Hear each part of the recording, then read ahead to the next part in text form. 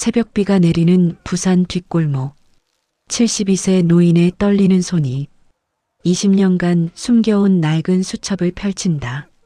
누렇게 바랜 종이 위로 빗방울이 떨어지며 건설 뇌물 2천만 원, 시청 김과장 500만 원이라는 충격적인 글씨들이 번져간다. 노인은 숨소리마저 가쁘다. 아버지가 정말 살아계세요. 20년 동안 무덤에 절하며 그리워했는데 부산 쉼터에서 만났어요. 45세 여성의 목소리가 절규에 가깝다. 죽었다고 생각하고 살았어요. 어머니는 아버지를 그리워하시다 우울증으로 돌아가셨는데 우리가 얼마나 그리워했는데요.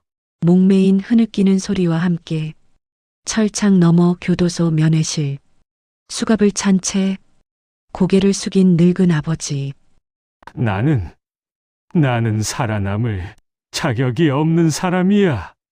돈에 눈이 멀어서 수십 명의 목숨을 내 손으로 빼앗았어. 여러분, 이야기를 시작하기 전에 무료 버튼인 구독과 좋아요를 눌러주세요. 알림 설정까지 해두시면 이런 충격적인 실화를 가장 먼저 만나실 수 있어요. 혹시 지금 어디에서 이 이야기를 듣고 계신가요? 여러분이 계신 지역이나 장소를 댓글로 남겨주시면 감사한 마음으로 인사드리겠습니다. 그리고 절대 놓치지 마세요. 이 영상을 끝까지 보시면 20년간 아버지가 목숨 걸고 숨겨온 진짜 이유, 그리고 재벌과 공무원들이 얽힌 거대한 음모의 전모가 낱낱이 드러납니다. 마지막 5분에서 밝혀질 반전은 정말 충격적입니다. 만약 여러분에게도 가족 중에 숨기고 있는 비밀이 있다면 오늘 이 이야기가 큰 위로가 될 거예요. 때로는 진실을 마주하는 것이 가장 큰 용기이니까요. 이야기 시작합니다. 새벽 5시 박미정의 하루가 시작됩니다. 낡은 원룸 아파트에서 일어나 간단히 세수를 마치고 나면 벌써 첫 번째 어르신 댁으로 향할 시간이죠. 서울 변두리 낡은 주택가, 재개발 바람이 거세게 불고 있는 이곳에서 미정은 사회복지사로 일하고 있습니다. 어머니, 안녕하세요, 미정이. 김순덕 할머니 댁 문을 두드립니다. 여든이 넘은 할머니는 혼자 사시는데 무릎이 아파서 장보기도 힘들어 하시거든요. 아이고, 미정아 또 왔니? 할머니는 반가운 표정으로 문을 열어주십니다. 미정은 할머니의 혈압을 재고 약을 챙겨드린 후 냉장고를 확인해요. 반찬이 떨어져 가네요. 오늘 새로 만들어 놓고 갈게요.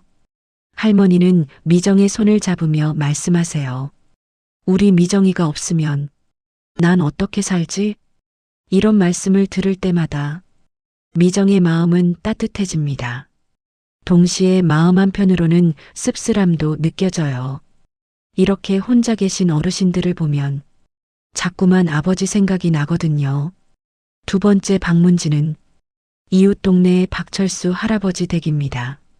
할아버지는 당뇨가 있으셔서 식단 관리가 중요해요. 할아버지, 어제 혈당 재셨어요? 미정이 물어보니 할아버지는 머쓱한 표정을 지으세요. 그게 말이야, 깜빡하고 단 것을 좀 먹었지. 뭐야, 미정은 웃으며 할아버지의 혈당을 재드립니다. 다행히 크게 높지는 않네요. 할아버지, 아드님은 언제 오신다고 하셨어요? 미정이 묻자 할아버지의 표정이 어두워져요. 바쁘다고 하더라고. 한 달에 한 번 오면 다행이지. 이런 이야기를 들을 때마다 미정은 가슴이 아픕니다. 혈육도 이렇게 소원한데 하물며 아버지처럼 영영 만날 수 없는 사람은 얼마나 그리울까요? 점심시간 미정은 동네 작은 식당에서 혼밥을 합니다. 텔레비전에서는 재개발 소식이 흘러나와요. 구 재개발 사업, 주민 반발 여전의 화면에는 포크레인이 낡은 건물을 허무는 모습이 나오고 있어요. 미정의 손이 젓가락을 쥔 채로 굳어집니다. 재개발이라는 단어만 들어도 가슴이 답답해지거든요. 20년 전 미정이 25살이던 그의 여름을 떠올려 봅니다. 아버지 박영호는 건설 현장 소장으로 일하고 있었어요. 키가 크고 어깨가 넓은 믿음직한 가장이셨죠. 매일 새벽같이 나가서 밤늦게 들어오시는 성실한 분이셨고요. 오빠 준호는 사법고시를 준비하고 있었고 미정은 대학을 갓 졸업해서 취업을 준비하던 때였습니다. 아버지는 항상 말씀하셨어요. 사람이 사는 집을 짓는 일만큼 보람찬 게 어디 있겠냐. 우리가 짓는 아파트에서 수백 가구가 행복하게 살 거 아니냐. 그런 아버지를 미정은 자랑스러워했어요. 건설업이 힘들다고들 하지만 아버지만큼은 자신의 일에 자부심을 갖고 계셨거든요. 그런데 어느 날 갑자기 아버지가 일하시던 아파트가 무너졌습니다. 공사 중이던 아파트가 갑자기 주저앉으면서 현장에 있던 10여 명이 매몰되었어요. 그날 저녁 늦게까지 구조 작업이 이어졌지만 아버지는 끝내 나오지 못하셨습니다. 아버지는 끝내 우리 곁에 돌아오지 않았습니다. 미정은 속으로 중얼거려요. 재개발이니 보상금이니 돈 얘기만 남았어요. 그 말이 입 밖으로 새어나오자 옆 테이블의 손님들이 힐끗 쳐다봅니다. 미정은 당황해서 고개를 숙여요. 그 사고 이후 집안은 완전히 무너졌습니다. 어머니는 충격으로 우울증에 걸리셔서 집에서 나오지도 못하셨어요. 하루 종일 아버지 사진만 바라보시며 눈물을 흘리셨죠. 오빠 준호는 그런 어머니를 돌보느라 고시 공부를 제대로 할 수 없었고요. 미정도 취업은 포기하고 집안일을 도맡아야 했습니다. 몇 년 후 어머니가 세상을 떠나시고 나서야 준호는 다시 공부를 시작했어요. 그리고 마침내 변호사가 되었죠. 아버지의 사고를 계기로 건설 관련 사고 피해자들을 위한 소송을 전문으로 맡게 되었습니다. 이런 일이 다시는 일어나지 않게 하겠다는 게 준호의 신념이에요. 미정 자신도 남을 돕는 일을 하고 싶어서 사회복지사가 되었어요. 아버지를 잃고 가족이 뿔뿔이 흩어지는 아픔을 겪어봤기에 혼자 사시는 어르신들의 외로움이 더욱 절실하게 느껴지거든요. 오후에는 치매 초기 증상을 보이시는 윤종배 할아버지 댁을 방문합니다. 할아버지, 오늘 기분은 어떠세요? 미정이 다정하게 물어봅니다. 할아버지는 가끔 미정을 자신의 딸로 착각하시기도 해요. 순이야, 학교는 어땠니? 미정은 당황하지 않고 자연스럽게 대답합니다. 네, 아버지. 오늘도 재미있었어요. 할아버지는 옛날 이야기를 반복해서 하세요. 한국 전쟁 때 이야기, 어린 시절 고향 이야기, 돌아가신 아내 이야기까지 같은 이야기를 수십 번 들어도 미정은 지루해하지 않아요. 어르신들에게는 그 기억들이 전부니까요. 우리 순이 아버지는 건설업을 했는데 참 성실한 사람이었어. 할아버지가 갑자기 이런 말씀을 하세요. 미정은 깜짝 놀랍니다. 할아버지가 미정의 실제 아버지 이야기를 하시는 건가요? 아니면 착각하시는 건가요? 네, 아버지 그래요. 미정은 조심스럽게 대답해요. 저녁 무렵 집으로 돌아가는 길에 미정은 재개발 현장을 지납니다. 크레인이 우뚝 서 있고 낡은 집들이 하나씩 헐리고 있어요. 공사장 펜스에는 안전 제일이라는 표어가 붙어 있지만 미정에게는 허망하게만 느껴져요. 20년 전에도 분명 그런 표어들이 있었을 텐데 왜 사고는 일어났을까요? 그 모습을 보면 항상 20년 전 그날이 떠오릅니다. 아버지의 마지막 아침, 평소처럼 다녀오겠다고 말씀하시며 현관문을 나서시던 뒷모습. 그때 미정은 취업 면접 준비 때문에 제대로 인사도 못 드렸어요. 아버지, 조심히 다녀오세요라는 말 한마디 못했던 게 지금도 후회가 됩니다.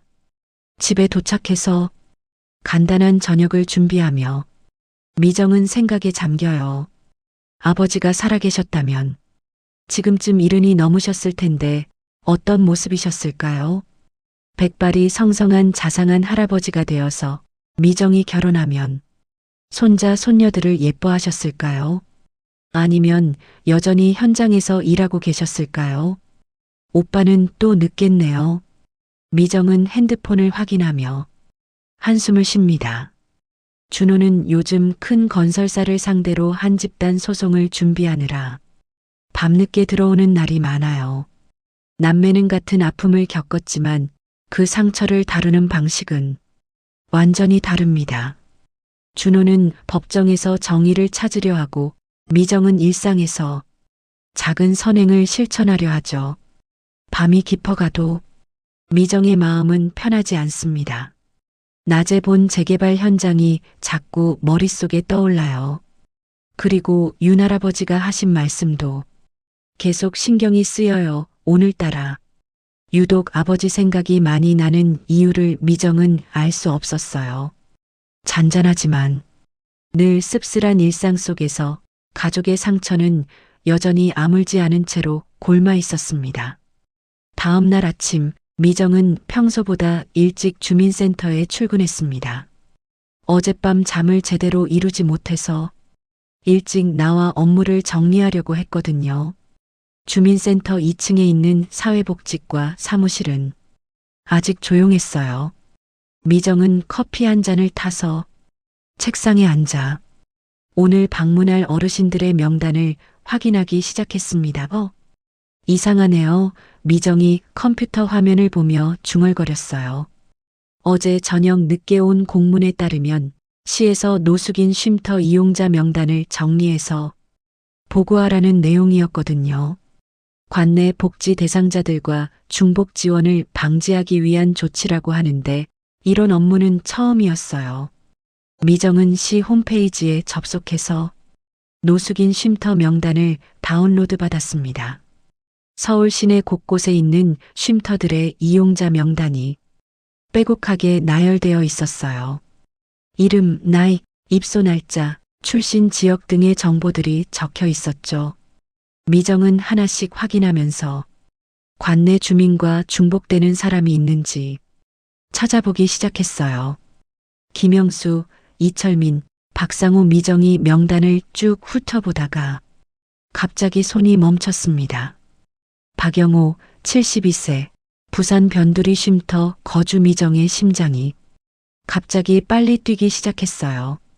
박영호라는 이름, 그리고 72세라는 나이, 아버지가 살아계셨다면 정확히 그 나이였거든요. 설마 아버지? 아니야, 이름만 같은 사람이겠지. 미정은 고개를 저으며 혼잣말을 했습니다. 한국에 박영호라는 이름을 가진 사람이 얼마나 많겠어요. 더구나 아버지는 20년 전에 돌아가셨는데 그런 생각을 하는 자체가 말이 안 되죠. 하지만 그 이름을 본 순간부터 미정의 마음은 복잡해졌어요. 왜 하필 그 이름이 그 나이로 명단에 있을까요? 미정은 다른 업무를 하려고 해도 자꾸만 그 이름이 머릿속에 맴돌았습니다. 평소 같으면 그냥 넘어갔을 텐데 어젯밤부터 유독 아버지 생각이 많이 났던 터라 더욱 신경이 쓰였어요.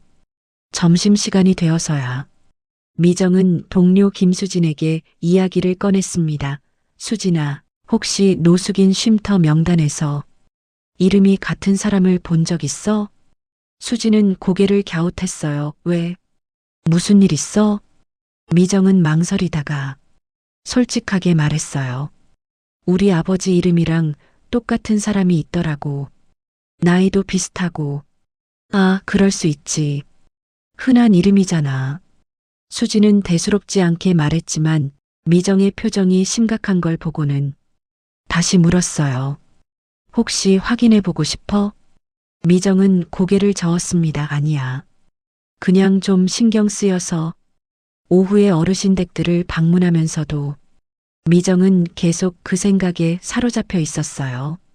평소보다 말수도 적어지고 어르신들과의 대화에도 집중이 잘 안 되었죠. 김순덕 할머니가 미정아, 오늘 왜 이렇게 멍하니 있니? 라고 물어보실 정도였어요. 할머니, 혹시 이런 경험 있으세요?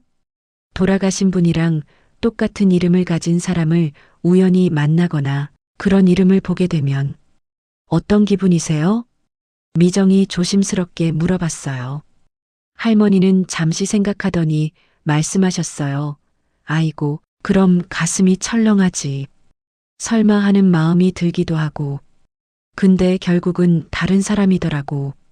죽은 사람이 어떻게 살아있겠어? 할머니의 말이 맞았어요. 죽은 사람이 어떻게 살아있겠습니까? 미정은 자신이 괜한 상상을 하고 있다는 걸 알았지만 그래도 마음 한편으로는 지워지지 않는 불안감이 있었어요. 저녁 무렵 주민센터로 돌아와서 마무리 업무를 하던 미정은 다시 한번 그 명단을 열어봤습니다. 박영호, 72세. 부산 변두리 쉼터 거주 입소 날짜는 15년 전이었어요. 미정은 계산기로 역산해 봤어요. 15년 전이면 아버지 사고 난 지 5년 후였죠. 말도 안 돼. 미정은 고개를 저었어요. 하지만 마음 한편으로는 계속 의문이 들었어요. 왜 하필 그 시기에 쉼터에 들어갔을까? 그리고 부산이라는 지역도 왠지 의미심장했어요. 아버지가 젊었을 때 부산에서 일한 적이 있다고 들었거든요. 그때 미정의 핸드폰이 울렸어요. 오빠 준호에게서 온 문자였습니다. 오늘 늦어 먼저. 자, 내일 중요한 얘기 있음. 평소와 다른 톤의 문자여서 미정은 궁금했지만 지금은 그것보다 더 중요한 일이 있었어요.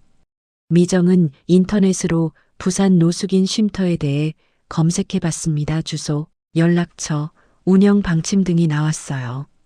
전화번호를 메모해 두고는 잠시 망설였어요. 정말 전화를 해볼까요? 하지만 뭐라고 말해야 할지 막막했어요. 바로 그때 사무실 텔레비전에서 뉴스가 흘러나왔습니다. 20년 전 아파트 붕괴 사건과 관련해 새로운 의혹이 제기되면서 검찰이 재수사에 착수했다고 발표했습니다. 미정의 온몸에 소름이 돋았어요. 하필 오늘 이 시점에 그런 뉴스가 나오다니. 뉴스는 계속 이어졌습니다. 당시 현장 소장이었던 박영호 씨를 비롯해 여러 관계자들이 실종된 상태인데 최근 들어 사건 은폐 의혹이 새롭게 불거지면서 미정은 뉴스를 더 들을 수가 없었어요. 리모컨을 잡고 텔레비전을 껐습니다. 심장이 너무 빨리 뛰어서 미정은 의자에 주저앉았어요. 오늘 아침에 본 그 이름, 그리고 지금 이 뉴스, 정말 우연의 일치일까요? 미정의 머릿속이 복잡해졌어요. 20년 동안 아버지는 죽었다고 생각하고 살아왔는데 혹시 살아계신 건 아닐까요? 아니야, 말도 안 돼. 미정은 고개를 저었지만 가슴 깊숙한 곳에서 올라오는 이상한 확신 같은 것을 부정할 수는 없었어요. 만약, 정말 만약에 그 박영호가 아버지라면? 그럼 지금까지 미정과 준호가 겪어온 모든 고통과 상처는 뭐였을까요? 미정은 떨리는 손으로 부산 쉼터 전화번호를 다시 확인했습니다. 전화를 걸어야 할까요? 말아야 할까요? 만약 다른 사람이라면 괜한 일이지만 만약 정말 아버지라면 미정은 깊은 한숨을 쉬며 핸드폰을 내려놓았어요. 밤늦게 집에 돌아온 미정은 잠을 이룰 수가 없었습니다. 침대에 누워서도 계속 그 이름과 뉴스가 머릿속을 맴돌았어요. 지워지지 않는 불길한 예감이 가슴을 짓눌렀고 동시에 희미한 기대감도 있었습니다. 과연 내일이 되면 이 모든 의문이 풀릴까요? 다음 날 새벽 미정은 결국 잠을 거의 이루지 못한 채 일어났습니다. 어젯밤 내내 박영호라는 이름과 부산 쉼터 그리고 아버지에 대한 생각이 머릿속을 떠나지 않았거든요. 평소보다 훨씬 이른 시간에 일어나 씻고 나서 미정은 중요한 결정을 내렸어요. 오늘은 업무를 조정해서라도 부산으로 가봐야겠다는 생각이 들었습니다. 수진아, 미안한데 오늘 급한 개인 사정이 생겨서 반차를 써야 할 것 같아. 미정이 동료에게 전화를 걸었어요. 뭔 일이야? 괜찮아? 수진의 걱정 섞인 목소리에 미정은 잠시 망설였지만 정확한 이유는 말할 수 없었어요. 응, 괜찮아.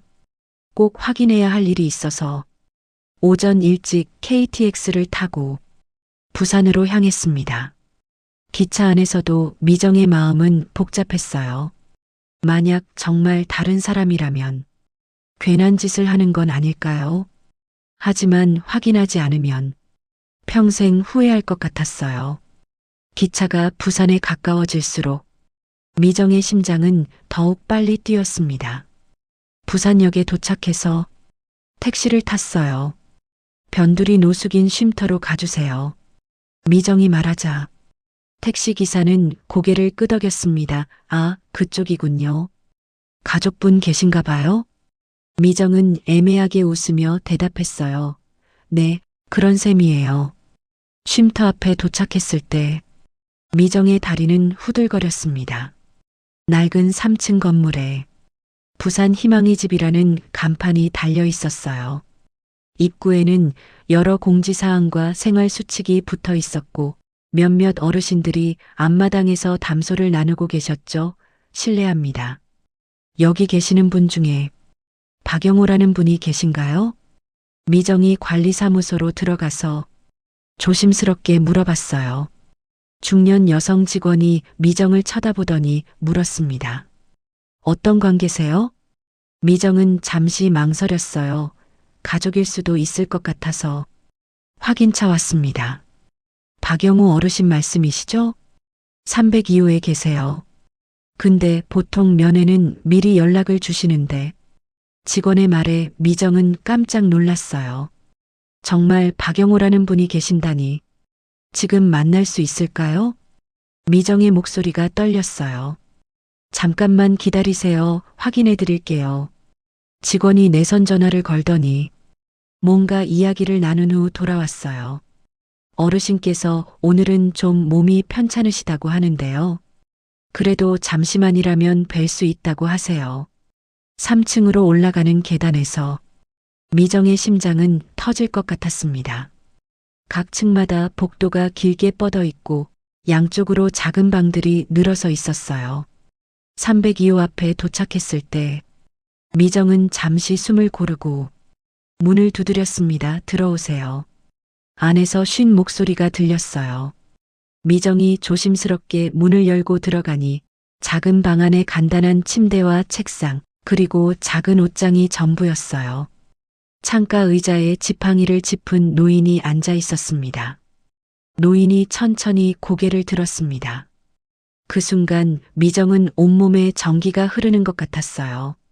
주름이 깊게 패이고 머리가 희끗희끗해졌지만 그 얼굴은 분명히 사진 속에서 보던 아버지의 얼굴이었습니다. 20년이라는 세월이 흘렀지만 미정은 단번에 알아볼 수 있었어요.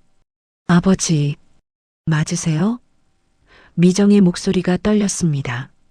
노인, 아니 박영호는 미정을 보더니 깊은 한숨을 쉬었어요. 미정아, 정말 컸구나. 그 말 한마디에 미정은 무너져 내렸습니다. 정말 아버지였어요. 20년 동안 죽었다고 생각했던 아버지가 여기 살아계셨던 겁니다. 아버지, 정말 아버지세요? 어떻게, 왜? 미정은 눈물을 흘리며 아버지에게 다가갔어요. 하지만 박영호는 손을 들어 미정을 막았습니다. 이젠 나를 찾지 마라. 넌 내가 어떤 죄를 지었는지 모른다. 무슨 말씀이세요? 아버지는 사고로 돌아가신 거잖아요. 우리가 얼마나. 미정은 말을 잇지 못했어요. 박영호는 고개를 저으며 창밖을 바라봤습니다. 나는 죽었어야 할 사람이야. 살아남을 자격이 없었어. 아버지, 무슨 말씀을 하시는 거예요? 미정이 다급하게 물었지만 박영호는 더 이상 말하지 않았어요. 다만 깊은 후회와 죄책감이 서린 눈으로 미정을 바라볼 뿐이었죠. 미정은 부산에서 서울로 돌아가는 기차 안에서도 멍한 상태였습니다. 아버지가 살아계시다는 충격, 그리고 아버지가 하신 의미심장한 말들. 어떤 죄를 지었는지 모른다. 살아남을 자격이 없었다는 말이 계속 머릿속을 맴돌았어요. 서울역에 도착하자마자 미정은 오빠 준호에게 전화를 걸었습니다. 오빠, 지금 어디세요? 급히 만나야 할 일이 있어요. 준호는 사무실에 있다고 했어요. 무슨 일이야? 목소리가 이상한데? 미정은 전화로는 말할 수 없다며 바로 사무실로 향했습니다. 준호의 법무법인은 강남에 있었어요. 미정이 도착했을 때 준호는 서류 더미 사이에서 일하고 있었죠. 미정아, 무슨... 준호가 말을 시작하려던 순간 미정이 입을 열었어요. 오빠 앉아요. 정말 중요한 얘기예요. 아버지가 살아계세요. 미정이 떨리는 목소리로 말했습니다. 준호는 잠시 멍하니 미정을 바라보더니 웃었어요. 뭔 소리야? 아버지는 20년 전에. 하지만 미정의 진지한 표정을 보고는 웃음을 멈췄습니다. 정말이에요. 부산 쉼터에서 만났어요. 분명히 아버지였어요. 미정이 오늘 있었던 일을 차근차근 설명하자 준호의 얼굴이 점점 굳어졌어요. 그럼 지금까지 우리가... 준호는 말을 잇지 못했습니다. 아버지가 살아 있었다고? 준호의 목소리가 점점 커졌어요. 그럼 지금껏 우리가 싸운 건 뭐야? 사람들 앞에 모욕당한 건? 준호는 화가 나서 책상을 주먹으로 쳤습니다. 20년 동안 아버지를 그리워하며 살아온 시간, 정의를 위해 싸워온 시간들이 모두 헛된 것이었단 말인가요? 오빠, 진정해요. 아버지가 뭔가 이상한 말씀을 하셨어요. 자신이 죄를 지었다고, 살아남을 자격이 없다고. 미정이 말하자 준호는 더욱 분노했습니다. 죄라니? 무슨 죄? 아버지는 피해자였잖아. 바로 그때 준호의 사무실 텔레비전에서 뉴스 속보가 나왔습니다. 20년 전 아파트 붕괴 사건 재수사 관련 당시 현장 소장 박영호의 행방이 주목받고 있습니다. 최근 발견된 자료에 따르면 남매는 동시에 텔레비전을 바라봤어요. 무언가 큰 진실이 드러나려는 순간이었습니다. 준호의 사무실 텔레비전에서 흘러나오는 뉴스를 보며 남매는 숨을 죽이고 있었습니다. 검찰이 공개한 자료에 따르면 당시 현장 소장 박영호는 사고 발생 전날 정체불명의 거액을 받은 것으로 추정됩니다. 또한 안전점검 기록에도 조작 의혹이 제기되고 있어 준호는 리모컨을 잡고 볼륨을 높였어요. 이게 무슨 소리야? 준호가 중얼거렸습니다. 화면에는 20년 전 사고 현장 사진들과 함께 여러 서류들이 나오고 있었어요. 사고 은폐에 연루되었을 가능성, 뇌물수수 의혹, 고의적 안전기준 무시 같은 단어들이 자막으로 흘러나왔죠. 미정은 의자에 주저앉으며 말했습니다. 그래서 아버지가 그런 말씀을 하신 거네요. 자신이 죄를 지었다고, 살아남을 자격이 없다고. 준호는 믿을 수 없다는 표정으로 고개를 저었어요. 아니야, 분명 오해가 있을 거야. 우리 아버지가 그럴 리 없어. 오빠 생각해봐요. 아버지가 왜 죽은 척하고 숨어 지내셨을까요? 미정의 말에 준호는 할 말을 잃었습니다. 정말로 아버지가 사고에 연루되었다면 지금까지 준호가 해온 모든 일들이 무의미해지는 거였어요. 피해자 가족을 위해 싸워온다고 생각했는데 사실은 가해자의 아들이었다는 뜻이잖아요. 안 돼. 이건 말도 안 돼. 준호가 책상 위에 서류들을 휘저었습니다. 내가 20년 동안 뭘 한 거야? 아버지의 억울함을 풀어드리겠다고, 정의를 위해 싸우겠다고. 준호의 목소리가 점점 거칠어졌어요. 미정은 오빠의 고통을 이해했습니다. 준호에게는 변호사라는 직업이 단순한 생계 수단이 아니었거든요. 아버지의 죽음으로 시작된 정의에 대한 신념, 그리고 그 신념으로 살아온 20년의 세월이 한순간에 무너져 내리고 있었어요. 오빠, 일단 차근차근 알아봐요. 뉴스가 모든 걸 말해주는 건 아니잖아요. 미정이 달래려 했지만 준호는 이미 휴대폰을 꺼내고 있었습니다. 나는 지금 당장 부산으로 가겠어. 아버지에게 직접 물어봐야겠어.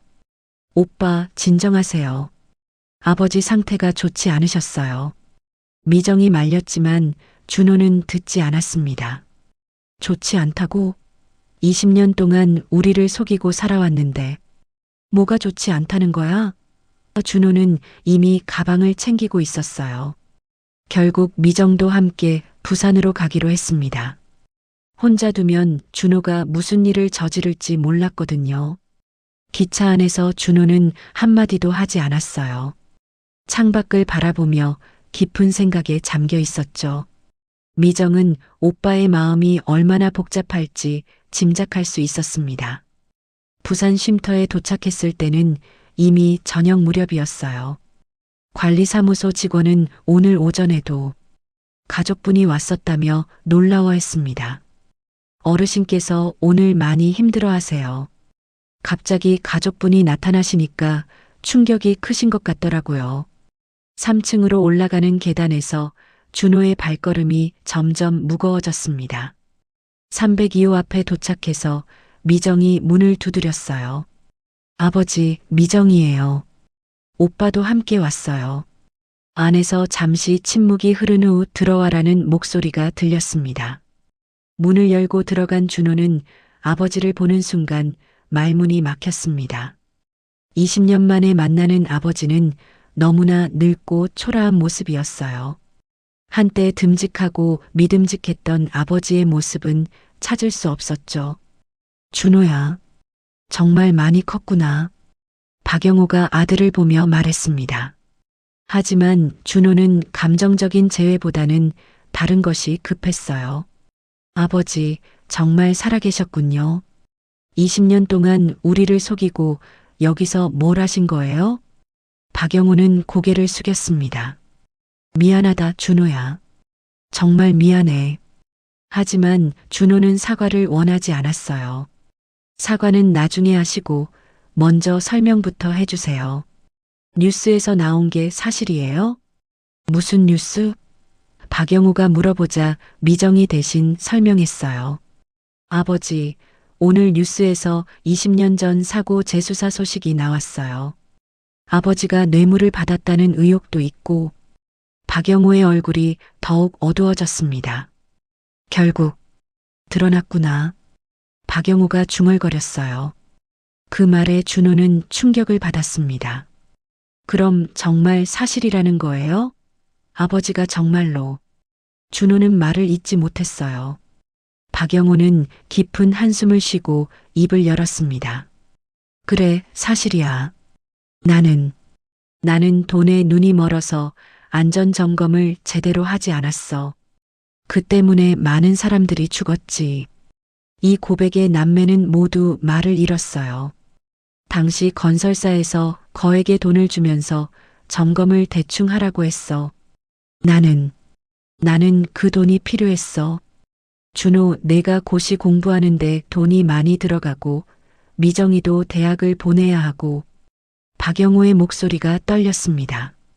그래서 사람들이 죽어도 괜찮다는 거였어요? 준호가 분노로 떨리는 목소리로 물었습니다. 아니야, 괜찮다고 생각한 게 아니야.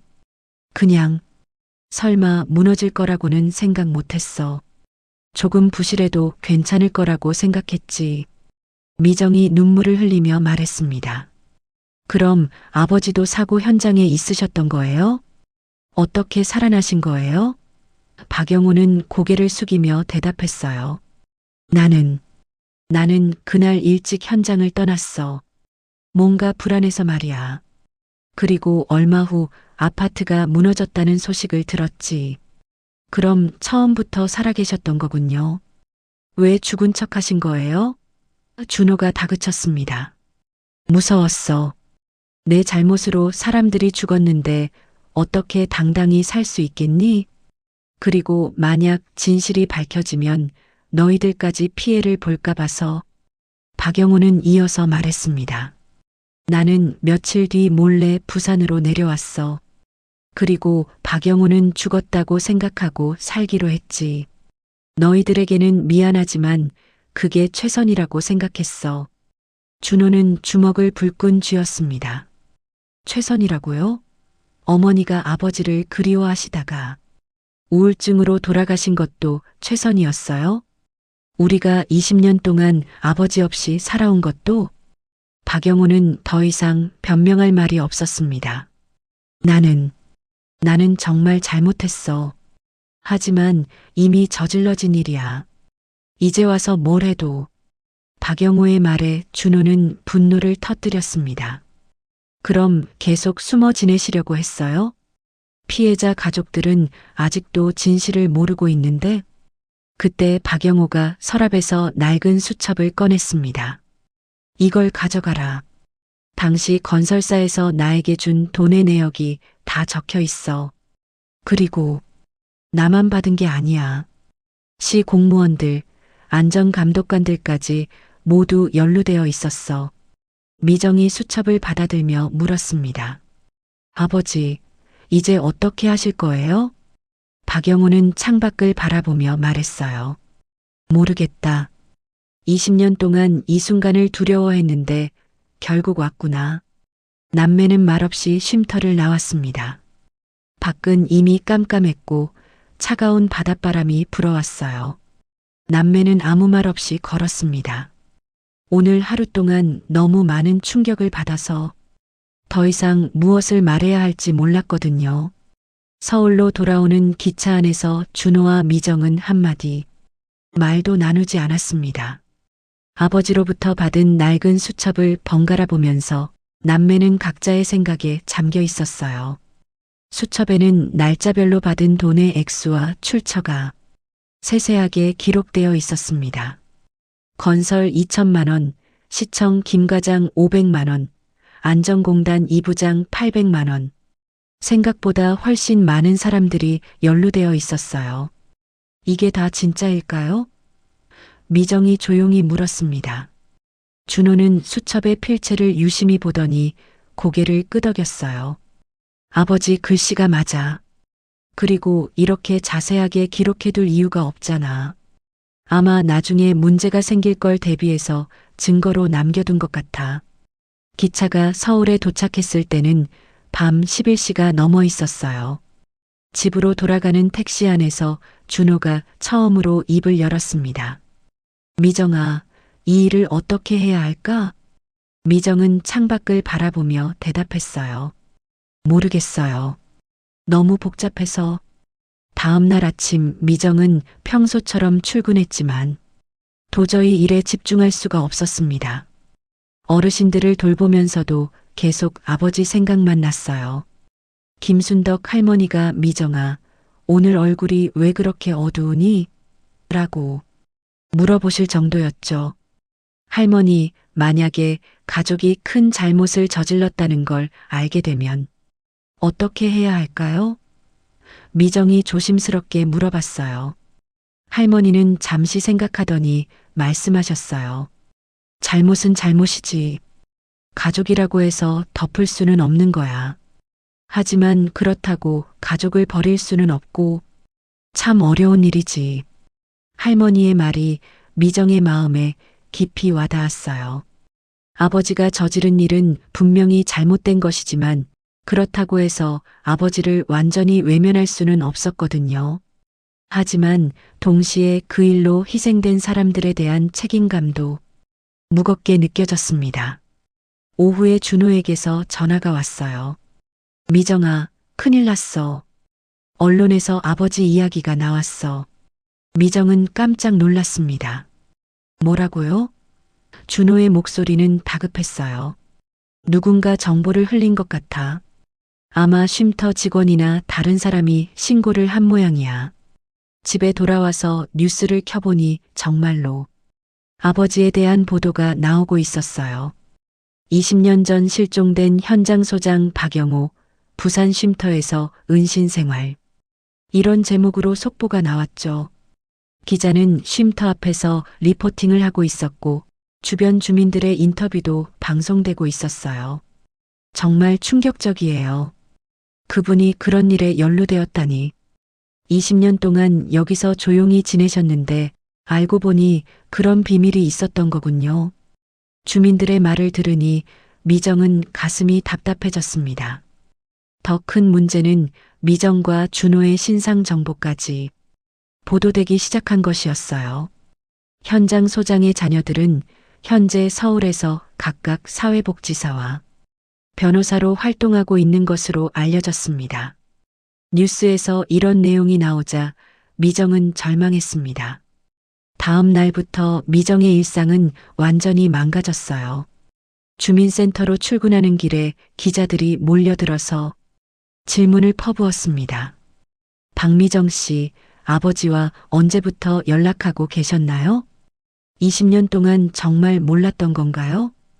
미정은 아무 대답도 할 수 없었어요. 더 힘든 건 동네 사람들의 시선이었어요. 평소 미정을 따뜻하게 대해주던 어르신들도 이제는 조심스러워하는 눈치였습니다. 미정이네 아버지가 그런 일을 했다면서? 그래도 미정이는 착한 아인데. 이런 수군거리는 소리들이 들려올 때마다 미정은 견디기 힘들었어요. 김순덕 할머니도 미정을 보는 눈빛이 달라졌어요.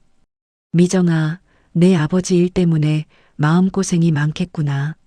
하지만 너까지 같은 사람으로 보면 안 되는 건데. 할머니는 위로해 주려 했지만 그 말조차도 미정에게는 상처가 되었습니다. 준호는 더욱 심각한 상황에 처했어요. 법무법인 동료들과 의뢰인들이 모두 등을 돌리기 시작한 거예요. 어떻게 가해자 가족이 피해자를 위한 변호를 할 수 있느냐, 신뢰할 수 없다는 말들이 나왔죠. 준호가 맡고 있던 여러 사건들도 다른 변호사에게 넘어가기 시작했어요. 미정아, 나는 끝났어. 준호가 술에 취해서 미정에게 전화를 걸었어요. 20년 동안 쌓아온 모든 게 하루아침에 무너졌어. 내가 변호사가 된 이유도 지금까지 해온 일도 모두 의미가 없어졌어. 미정은 오빠의 목소리에서 깊은 절망을 느낄 수 있었어요. 오빠, 너무 자책하지 마세요. 오빠는 잘못한 게 없잖아요. 하지만 준호는 듣지 않았습니다. 잘못한 게 없다고? 내가 평생 쌓아온 건 정의가 아니라 우리 아버지의 죄를 숨기는 일이었어. 이 모든 상황이 더욱 악화된 것은 피해자 가족들이 나서기 시작했기 때문이었어요. 20년 전 사고로 가족을 잃은 유가족들이 기자회견을 열었습니다. 박영호는 우리 가족을 죽인 살인자입니다. 20년 동안 도망다니면서 편안히 살았다니 용서할 수 없어요. 그의 자녀들도 아버지의 죄에서 자유로울 수 없습니다. 특히 변호사라는 사람이 어떻게 이런 일을 모를 수 있겠어요? 유가족 대표의 말에 미정과 준호는 더욱 궁지에 몰렸어요. 거리를 걸을 때마다 사람들이 손가락질을 했어요. 저 사람들이 그 박영호 자식들이래. 뻔뻔하게 어떻게 다니지? 이런 말들을 들을 때마다 미정은 땅속으로 들어가고 싶었습니다. 가장 힘들었던 건 자신이 그동안 돌봐드렸던 어르신들마저 등을 돌리기 시작한 것이었어요. 미정아, 미안하지만 당분간 오지 마라. 동네 사람들 눈이 있어서. 윤종배 할아버지가 이런 말씀을 하셨을 때 미정은 정말 무너질 것 같았어요. 그날 밤 미정은 아버지가 있는 부산 쉼터로 전화를 걸었습니다. 아버지, 왜 우리를 이렇게 만드셨어요? 왜 진작에 진실을 말씀하지 않으셨어요? 하지만 전화를 받은 쉼터 직원은 충격적인 소식을 전했어요. 박영호 어르신이 어젯밤 갑자기 사라지셨어요. 방에 편지 한 통만 남겨두고요. 미정은 어지러웠습니다. 편지에 뭐라고 써 있었나요? 직원이 읽어준 편지 내용은 간단했어요. 아이들에게 더 이상 피해를 주고 싶지 않다. 나는 어디로든 떠날 것이다. 미정은 전화를 끊고 바닥에 주저앉았습니다. 아버지를 찾았다는 기쁨도 잠시, 이제는 모든 것이 무너져 내리고 있었어요. 오빠 준호는 술에 빠져 지내고 자신은 동네에서 손가락질을 받으며 아버지는 또다시 도망을 간 상황이었습니다. 그날 밤 미정은 눈물을 흘리며 생각했어요. 왜 우리를 버리셨나요? 왜 죽은 척까지 하셨어요? 20년 전부터 시작된 거짓말이 이제야 진실로 드러났지만 그 진실은 가족을 더욱 깊은 절망으로 몰아넣고 있었습니다. 아버지가 사라진 지 일주일이 지났지만 여전히 연락이 닿지 않았습니다. 미정은 매일 부산 쉼터에 전화를 걸어봤지만 소식이 없었어요. 경찰에 신고를 하려고 했지만 이미 언론에서 수배령이 내렸다는 소식이 나왔죠. 아버지는 이제 완전한 도망자가 되어버렸습니다. 준호는 더욱 심각한 상태였어요. 며칠째 술에 취해서 사무실에 나가지도 않고 있었습니다. 미정이 오빠의 집을 찾아갔을 때 준호는 소파에서 빈 소주병을 안고 잠들어 있었어요. 오빠, 이러시면 안 돼요. 미정이 깨우자 준호는 충혈된 눈으로 미정을 바라봤습니다. 안 된다고? 뭐가 안 된다는 거야? 준호의 목소리는 쉬어 있었어요. 내 인생이 통째로 거짓말이었는데 뭘 어떻게 하라는 거야? 준호는 다시 소주병에 손을 뻗었지만 미정이 막았습니다. 오빠, 정신 차려요. 아버지 일은 아버지가 책임지실 거예요. 우리까지 망가질 필요는 없잖아요. 하지만 준호는 들으려 하지 않았어요. 책임을 지신다고? 또 도망간 분이 무슨 책임을 져? 그리고 우리가 망가지지 않았다고? 이미 다 끝났어, 미정아. 준호는 벽에 걸린 변호사 자격증을 바라보며 비웃었습니다. 20년 동안 정의의 편에 선다고 생각했는데 알고 보니 가해자의 아들이었어. 미정은 오빠를 달래려 했지만 소용없었어요. 오히려 준호는 더욱 격해졌습니다. 너도 마찬가지야. 사회복지사라고? 남을 돕는다고? 우리 같은 놈들이 무슨 자격으로 남을 도와? 준호의 말에 미정도 상처를 받았어요. 하지만 지금은 오빠를 붙잡는 것이 더 중요했습니다. 그날 저녁 미정은 홀로 집에 앉아 있었어요. 텔레비전에서는 또다시 아버지에 대한 뉴스가 나오고 있었습니다. 도주 중인 박영호 전 현장 소장의 행방이 여전히 묘연한 가운데 검찰은 강력한 수사를 이어가고 있다고 밝혔습니다. 미정은 리모컨으로 채널을 돌렸지만 어느 방송국이나 비슷한 내용이었어요. 그때 현관 앞에서 소란스러운 소리가 났습니다. 미정이 문을 열어보니 피해자 가족들 몇 명이 서 있었어요. 박미정 씨죠? 우리는 20년 전 사고 피해자 가족입니다. 대표로 나선 중년 남성의 목소리는 차가웠어요. 아버지가 어디 있는지 알고 계시죠? 20년 동안 우리를 속이고 도망다닌 아버지 말이에요. 미정은 당황했습니다. 저희도 아버지가 어디 계신지 모릅니다. 정말이에요. 하지만 그들은 믿지 않았어요.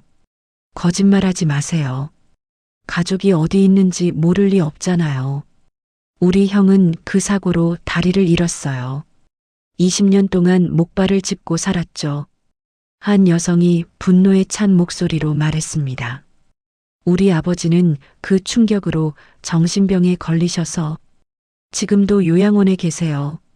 그런데 가해자는 멀쩡히 숨어서 살고 있었다니 정말 죄송합니다. 저희도 오늘에서야 진실을 알았어요. 미정이 눈물을 흘리며 말했지만 그들의 분노는 가라앉지 않았어요. 죄송하다고요? 그걸로 끝인가요? 당신 아버지가 우리 인생을 어떻게 만들었는지 아세요? 당신들이 지금까지 편안하게 살아온 동안 우리는 지옥 같은 시간을 보냈어요. 특히 당신 오빠는 변호사가 되어서 떵떵거리고 살았으면서 정말 아무것도 몰랐다는 거예요? 그들의 말에 미정은 할 말을 잃었어요. 결국 피해자 가족들은 경찰에 신고하겠다며 돌아갔지만 미정은 한동안 현관문 앞에 서서 떠날 수가 없었어요. 그들의 분노와 원망이 너무나 당연하다는 생각이 들었거든요. 정말로 자신들에게는 평범하게 살 자격이 있을까요? 다음 날 아침 미정은 출근을 포기했습니다. 어차피 동네 사람들의 시선을 견디기도 힘들었고 일을 제대로 할 수 있는 상태도 아니었거든요. 대신 아버지의 흔적을 찾아보기로 했어요. 혹시 집에 아버지가 남긴 다른 물건들이 있을지도 모르잖아요. 다락방을 뒤지다가 미정은 오래된 상자 하나를 발견했습니다. 먼지를 털고 열어보니 아버지의 낡은 편지들과 사진들이 들어 있었어요. 그 중에서 미정의 눈길을 끈 것은 아버지가 직접 쓴 편지 한 통이었습니다.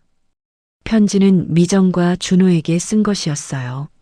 날짜를 보니 20년 전 사고가 나기 하루 전에 쓴 편지였습니다.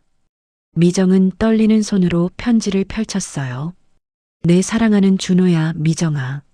아버지가 너희에게 마지막 편지를 쓴다. 나는 현장을 지킬 수 없었다. 돈 몇 푼에 눈이 멀어 안전규정을 무시했다. 만약 이 편지를 읽게 된다면 아마 나는 이미 이 세상 사람이 아닐 것이다. 나는 돈이 필요했다. 준호, 내가 공부를 계속하려면, 미정이가 대학을 가려면 돈이 많이 들어가니까. 하지만 그것이 내가 저지른 죄의 변명이 될 수는 없다. 수십 명의 목숨을 내 손으로 빼앗았다. 미정은 편지를 읽으며 눈물을 흘렸어요. 아버지도 자신의 잘못을 알고 있었던 거였어요. 그리고 그 무게를 혼자 감당하려고 했던 것이죠. 살아남을 자격이 없었다. 하지만 너희들에게는 미래가 있다.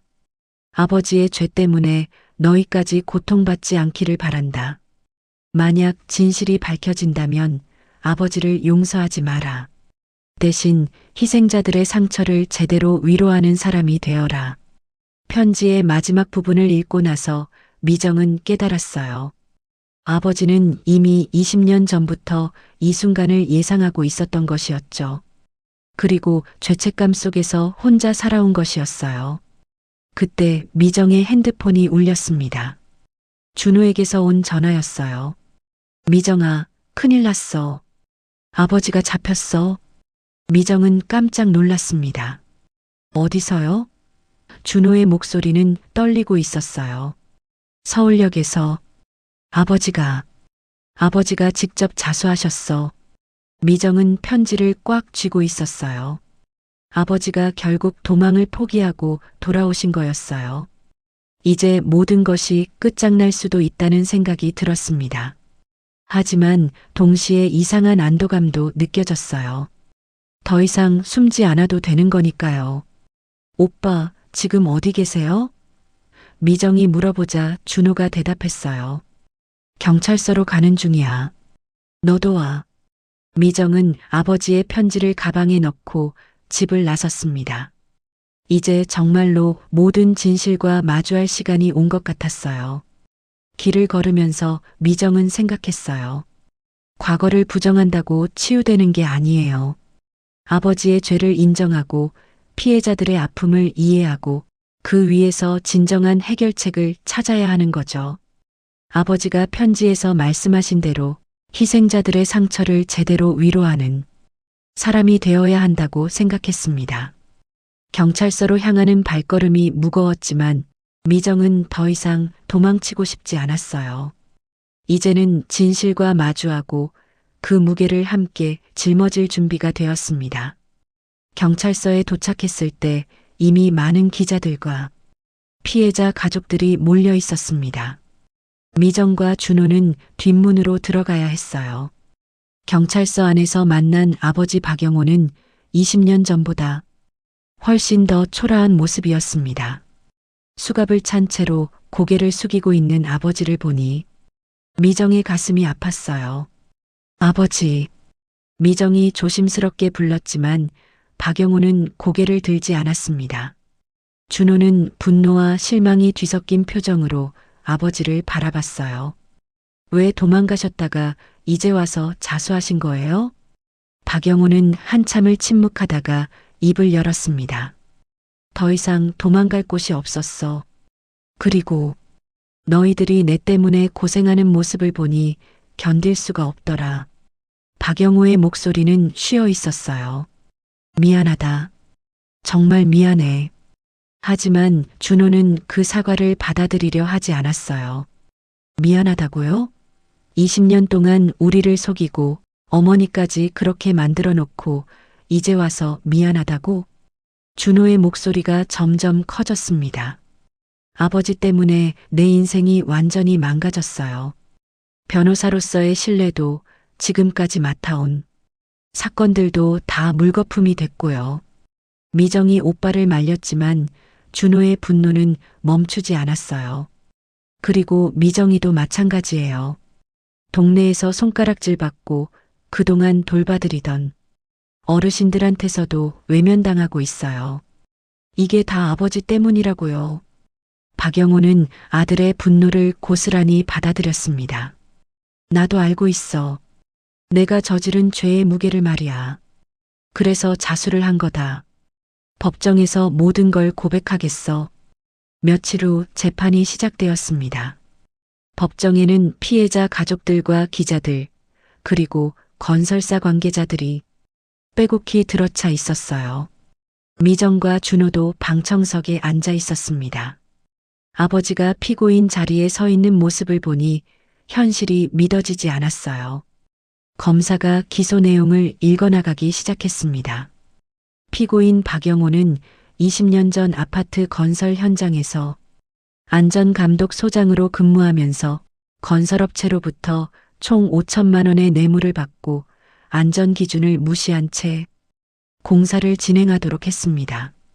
그 결과 아파트가 붕괴되어 17명이 사망하고 23명이 중상을 입었으며 피고인은 사고 직후 도주하여 20년 동안 신분을 숨기고 지내왔습니다. 검사의 차분한 목소리가 법정에 울려 퍼졌어요. 재판장이 박영호에게 말했습니다. 피고인 기소 내용에 대해 어떻게 생각하십니까? 박영호는 천천히 일어서서 고개를 숙였어요. 모두 사실입니다.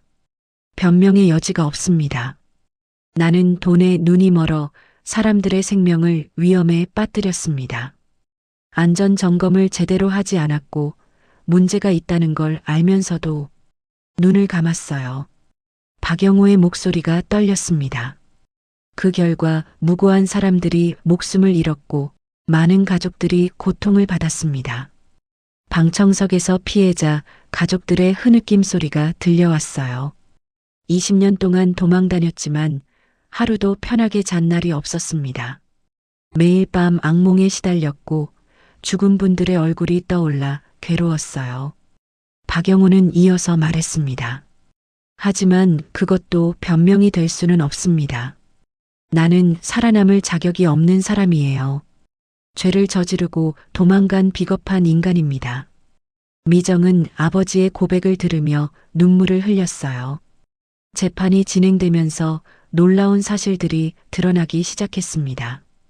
박영호가 제출한 수첩과 증거 자료들을 통해 당시 사건에 연루된 다른 사람들의 실체가 밝혀진 거예요. 건설사 임원들, 시청 공무원들, 안전감독기관의 관계자들까지 모두 뇌물수수에 연루되어 있었어요. 이 사건은 단순히 현장 소장 한 사람의 일탈이 아니었습니다. 검찰이 새로운 증거를 제시하면서 말했어요. 건설사부터 정부 기관까지 조직적으로 안전을 무시하고 이익을 추구한 결과였습니다. 법정에서는 당시 건설 회장과 시청 건축과장, 안전공단 부장 등이 증인으로 출석했어요. 하지만 그들은 모두 기억나지 않는다. 박영호 개인의 판단이었다며 책임을 회피하려 했습니다. 박영호는 그들의 거짓말을 듣고 있다가 갑자기 일어났습니다. 거짓말입니다. 박영호가 큰 소리로 말했어요. 당신들이 먼저 돈을 건넸고 안전점검을 대충 하라고 지시했잖아요.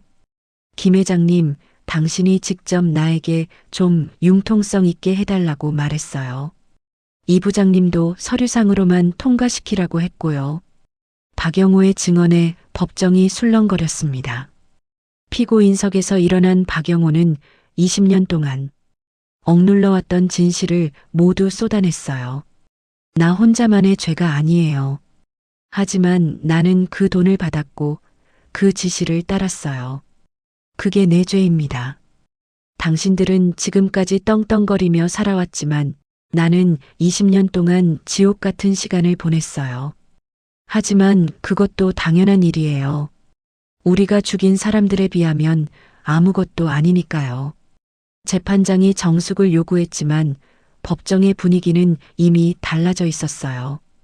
단순히 현장 소장 한 사람의 범죄가 아니라 건설업계와 정치권이 연루된 거대한 부패 사건이라는 것이 드러난 거죠. 피해자 가족 대표가 증언대에 섰습니다. 우리는 20년 동안 진실을 알고 싶었습니다. 왜 우리 가족이 죽어야 했는지, 정말 어쩔 수 없는 사고였는지 말이에요. 그는 눈물을 흘리며 계속했어요. 박영호 개인의 죄는 분명히 큽니다. 하지만 오늘 재판을 통해 더 큰 진실이 드러났어요. 이제라도 모든 관련자들이 처벌받기를 바랍니다. 그의 말에 다른 유가족들도 고개를 끄덕였어요. 재판이 끝나갈 무렵 재판장이 박영호에게 마지막 변론 기회를 주었습니다. 박영호는 천천히 일어나서 피해자 가족들을 향해 깊이 고개를 숙였어요. 죽은 분들과 유가족 여러분께 진심으로 사죄드립니다. 어떤 변명도 용서도 바라지 않습니다. 다만 오늘 이 자리에서 진실이 밝혀진 것에 대해서는 다행이라고 생각해요. 박영호는 떨리는 목소리로 말했습니다. 나는 마지막으로 내 아이들에게 말하고 싶습니다. 박영호가 방청석의 미정과 준호를 바라봤어요. 아버지의 죄와 별개로 너희는 정의로운 사람이 되어라.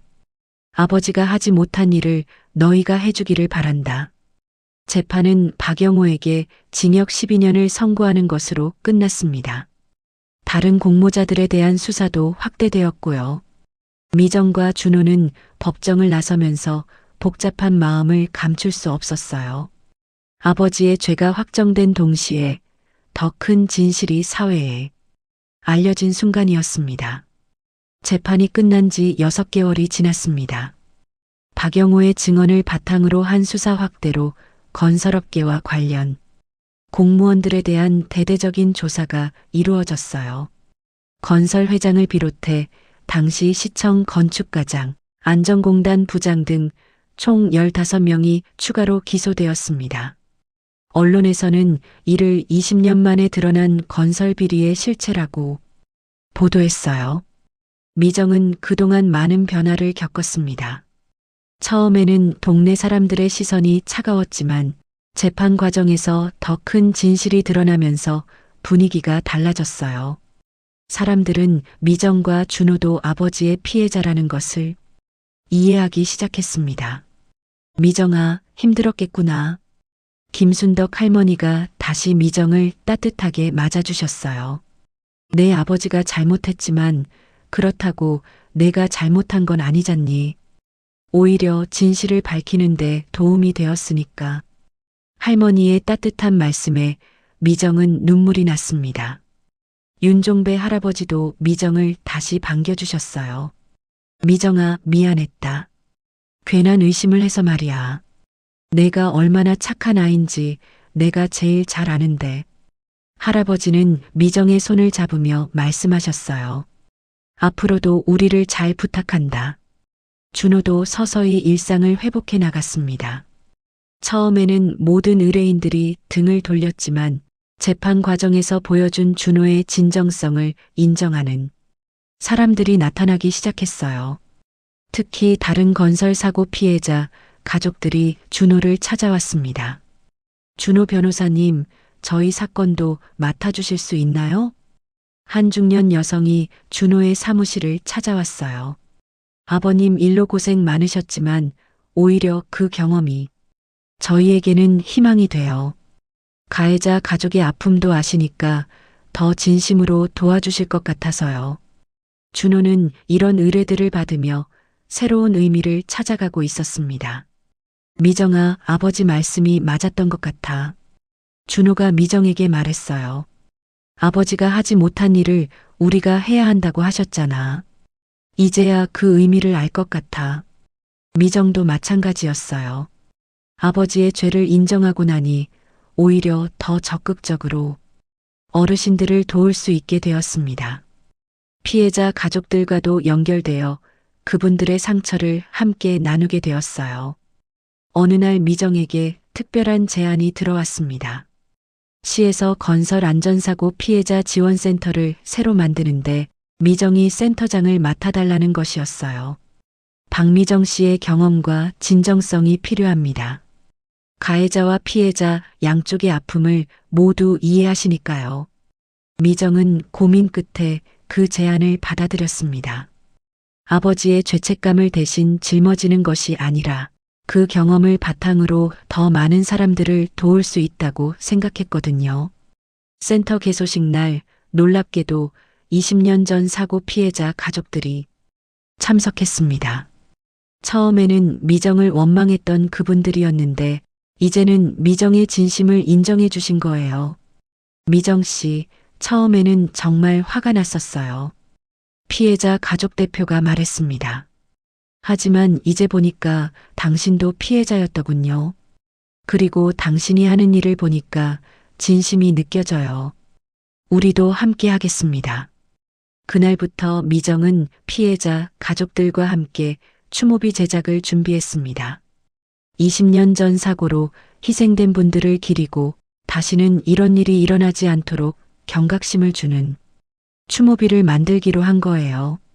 추모비 제막식 날에는 정말 많은 사람들이 모였습니다. 피해자 가족들, 시민들, 건설 안전 관계자들까지 함께 했어요. 미정은 추모비 앞에서 추도사를 읽었습니다. 20년 전 이곳에서 소중한 생명들이 희생되었습니다. 그분들의 죽음은 결코 헛되지 않을 것입니다. 우리는 이 비를 통해 안전의 중요성을 기억하고 다시는 이런 비극이 반복되지 않도록 노력하겠습니다. 미정의 목소리가 떨렸지만 또렷했어요. 가해자의 딸로서 평생 죄송함을 안고 살아가겠습니다. 하지만 그 죄책감을 원동력 삼아 더 많은 사람들을 도우며 살겠습니다. 추모비에는 희생자들의 이름과 함께 이런 문구가 새겨져 있었어요. 당신들의 희생을 기억하며 더 안전한 세상을 만들어 가겠습니다. 미정은 그 문구를 보며 마음 깊이 다짐했습니다. 준호도 새로운 길을 걸어가고 있었어요. 건설 안전 관련 전문 변호사로 활동하면서 동시에 법무법인의 피해자 지원팀을 새로 만들었습니다. 경제적으로 어려운 피해자들을 위해 무료 변론을 해주는 팀이었어요. 오빠 많이 변하셨네요. 미정이 준호의 새로운 모습을 보며 말했어요. 준호는 웃으며 대답했습니다. 아버지가 주신 마지막 선물인 것 같아. 정의가 뭔지 다시 생각하게 됐거든. 교도소에 있는 아버지에게는 정기적으로 편지를 보냈습니다. 미정과 준호가 어떻게 살아가고 있는지, 사회가 어떻게 변하고 있는지를 알려드렸어요. 아버지로부터 온 답장에는 항상 같은 내용이 적혀 있었습니다. 고맙다. 너희들이 아버지가 하지 못한 일을 해주고 있구나. 내 죄는 영원히 용서받을 수 없지만 너희를 통해 조금이나마 의미 있는 일이 되어가는 것 같아 다행이다. 1년 후 추모비가 있는 공원에서 미정은 하늘을 올려다보고 있었습니다. 계절이 바뀌어 벚꽃이 피어 있었어요. 생명의 소중함을 다시 한번 느끼게 하는 아름다운 풍경이었습니다. 아버지, 이제 숨지 마세요. 미정이 속삭였습니다. 우리는 진실 속에서 살아갈 거예요. 아버지, 죄도 희생자들의 아픔도 모든 걸 품고 살아가겠습니다. 바람에 흩날리는 벚꽃잎을 보며 미정은 깨달았어요. 상처는 사라지지 않지만 그 상처를 통해 더 깊은 이해와 사랑을 배울 수 있다는 것을, 아버지의 죄는 변하지 않지만 그 죄를 딛고 일어서는 것은 남은 사람들의 몫이라는 것을 말이에요. 준호도 미정 곁으로 다가와서 함께 하늘을 바라봤습니다. 우리가 옳은 길을 가고 있는 건가? 준호가 물었어요. 미정은 고개를 끄덕였습니다. 네, 분명히요. 아버지도 기뻐하실 거예요. 남매는 더 이상 과거에 얽매이지 않기로 했습니다. 대신 현재에 충실하고 미래에 희망을 품고 살아가기로 했어요. 아버지의 죄를 인정하되 그 죄 위에서 더 의미 있는 삶을 만들어가는 것이 진정한 용서이자 치유라고 믿었거든요.